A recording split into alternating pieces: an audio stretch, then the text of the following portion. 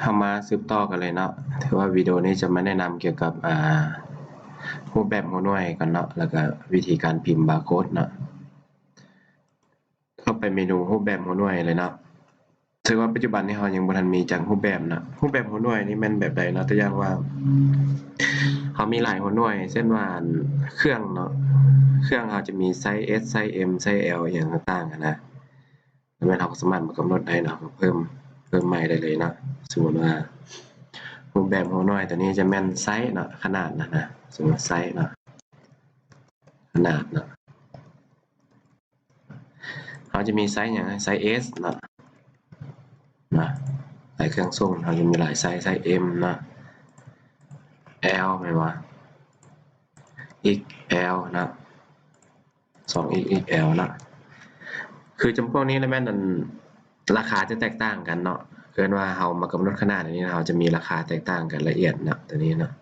เราจะสามารถไปกำหนดได้อยู่ในราคาสินค้าเลยเนาะอย่างเราบันทึกไว้นะเห็นป่ะ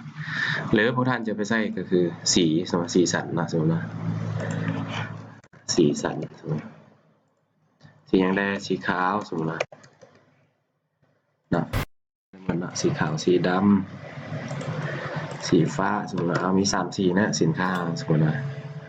นะเราสามารถกำหนดได้นะในที่นี้เราจะไป ไป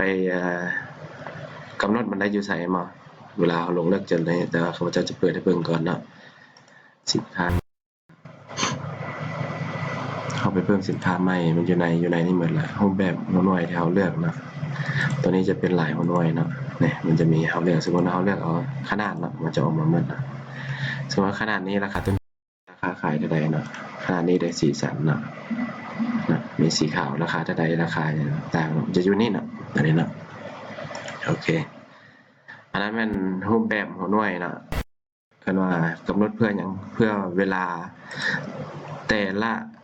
ละหัวหน่วยนี่นะราคาแตกต่างกันมันเราสามารถกำหนดได้หมดเนาะไซส์ S ในขายราคาหนึ่งไซส์ M ขายราคาหนึ่งสมมตินะต่อมาเนาะจะแนะนำเกี่ยวกับวิธีการพิมพ์บาร์โค้ดเนาะวิธีการพิมพ์บาร์โค้ดนี่ก็จะมีหลากหลายวิธีนะแต่ว่าข้าพเจ้าจะแนะนำวิธีนี้ก่อนนะเขามีสินค้าจากรายการนะเกินว่าระบบพวกเขานี่สามารถพิมพ์บาร์โค้ดได้นะขนมพับนะได้ในตัวเลยนะ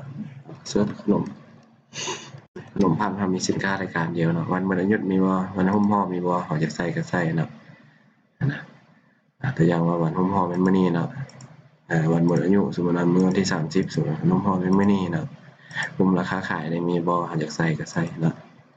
อันนี้ในชื่อสินค้าแสดงบ่อย่างต่างๆเนาะเขาจะแสดงออกเหมือนเนาะอันนี้เป็นรูปแบบเครื่องพิมพ์เตอร์เนาะตัวนี้เราจะแอปเข้ามาได้เนาะคือปัจจุบันนี้พวกเราก็มีเครื่องพิมพ์เตอร์ที่ว่าสามารถพิมพ์บาร์โค้ดได้ในตัวเลยเนาะก็เบิ่งตัวอย่างเนาะซูมขึ้นมานะซูมนะอันนี้เป็นรูปแบบเจียอย่างนะอันนี้มันรูปแบบตัวอย่างซื่อนะตัวอย่างว่าตัวนี้มันเครื่องพิมพ์บาร์โค้ดที่พอมีนะเราต้องได้ไปปรับขนาดละเอียดกันนะมันจะมีละเอียดนะบางทีหุ้มห่อขนมพับเนี่ยอันนี้มันบ่แสดงว่าเหมือนย้อนขนาดนะย้อนขนาดของบาร์โค้ดเขาเนาะฉะนั้น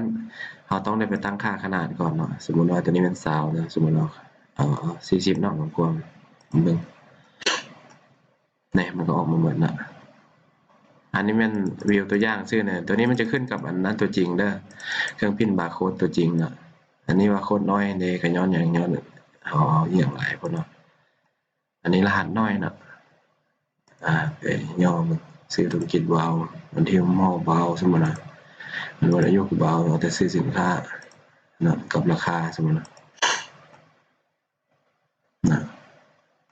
บาร์โค้ดเนี่ยเราสามารถปรับได้เด้อนี่คือรหัสเรามีแต่4-5ตัวแต่ว่าบาร์โค้ดตัวจริงมันจะใหญ่ยาวกับพี่รถนะเนาะโอเคเนาะ